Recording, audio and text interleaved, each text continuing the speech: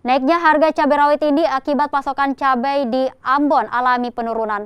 Sementara permintaan cabai jelang Natal dan Tahun Baru meningkat drastis. Sebelumnya cabai di Ambon dijual di kisaran Rp70.000 per kilogram. Kini naik telah menembus Rp100.000 per kilogram. Minimnya cabai membuat pedagang hanya bisa menunggu kiriman cabai dari Makassar dan Surabaya. Berapa tuh, Om?